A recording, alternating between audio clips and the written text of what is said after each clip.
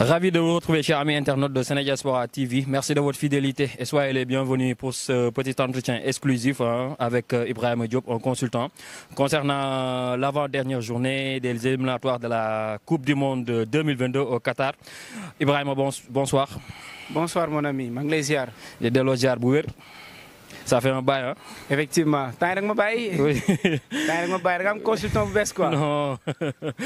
Ibrahima, le Sénégal qui va jouer à 19h GMT, hein, c'est dans quelques instants que c'est un match sans enjeu puisque le Sénégal est déjà qualifié pour cette Coupe du Monde 2022, hein, pour ce deuxième tour, autant pour moi.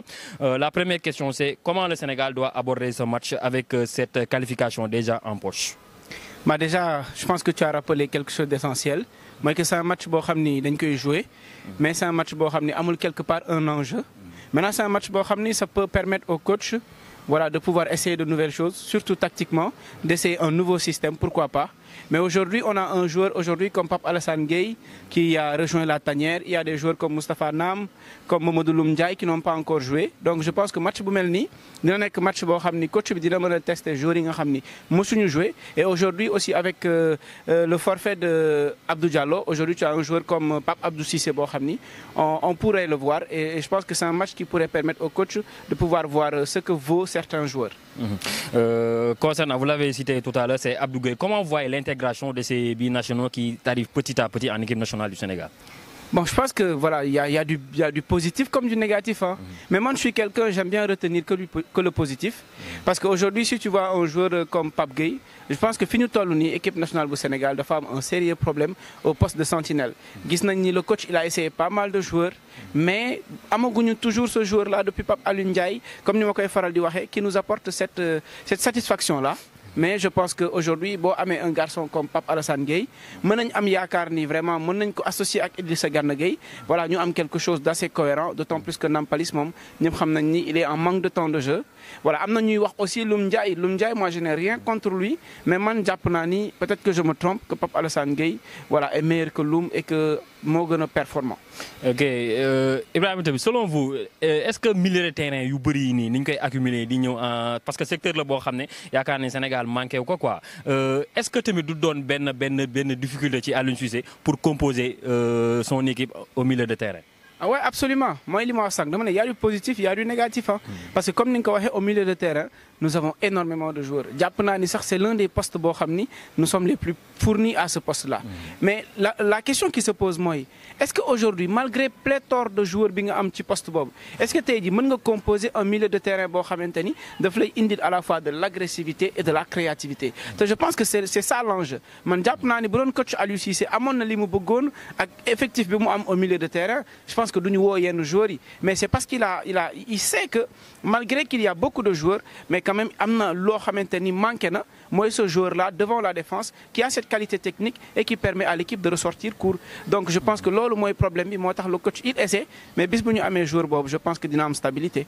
D'accord. Léegi ñu ñëwaat ci match bu tay bi Sénégal, est-ce que gisoo ni match bi mën na doon un match de préparation pour Coupe d'Afrique bii di ñëw parce que souvent équipe yi bu ñu qualifié déjà ci benn compétition dañuy am tendance di baisser de régime. Est-ce que match bi waruñu ko jël au sérieux pour mu doon un match de préparation pour la Coupe d'Afrique? Mais bien sûr. Moi, je pense que li nga wax ni c'est très juste, hein, parce que boo xoolee à part match yu ñuy joué mooy match contre Congo ak Togo, est-ce que dinañ amaat match amical? Je ne pense pas, parce que la CAN c'est en janvier. Donc je pense que match bini comme ni nga ko waxee ça doit constituer un match de préparation parce que mënoo amaat un autre match wala 2 matchs avant la CAN. Donc c'est un match à prendre au sérieux, mais aussi comme ni ma ko waxee c'est un match boo xam ne il faut tenter des choses, il faut essayer des choses parce que dans une compétition quand même on ne sait pas comment les choses vont se dérouler. Mën nañ dem à la CAN et que ñu jàpp ni on va jouer avec un 4-2-3-1, ñu dem un des piliers majeurs de ce système-là gagne et tu seras obligé de t'adapter. Un coach doit avoir une solution de rechange. Je pense que c'est le moment d'essayer de nouvelles choses et de voir avec d'autres joueurs au cas où ñu amoon ay jafe-jafe ci CAN bi naka la ñuy mën a indee ay solutions palliatives. Donc je pense que match bu sérieux la et qu'il faut le prendre ainsi. léegi ñu jeexalee Ibrahima ak coach Aliou Cissé bi nga xam ne nommé nañ ko parmi les 25 meilleurs entraîneurs d'équipe nationale yow nan nga jàngatee lool noo gisee loolu yow? Déjà fierté hein, parce que man moom je pense que sénégalais ak boor bu mu mënti nekk bu amee ay consécration mu am ay raaya yoo xam ne dañ ko koy jox ak fu mu mënti nekk man mbégte laa ci am. maintenant d'autant plus que mu nekk football nekk loo xam ne ñun moom la ñu bëgg moom la ñu xam donc fierté la et Aliou Cissé je pense qu'il le mérite. Parce que quoi qu'on puisse dire man bokk naa ci ñi koy critiquer. mais aujourd'hui je pense que les résultats sont là. te bu ñu analyser sous le prisme du résultat. il mérite de faire partie de ces 25 meilleurs entraîneurs du monde là donc satisfaction et mbégte et jàpp ni sénégalais yi tamit voilà noonu lañ kontaanee. Sa dernier mot ak sa pronostic concernant le match. Bon, pronostic bi déjà laay commencé je pense que le Sénégal va gagner hein.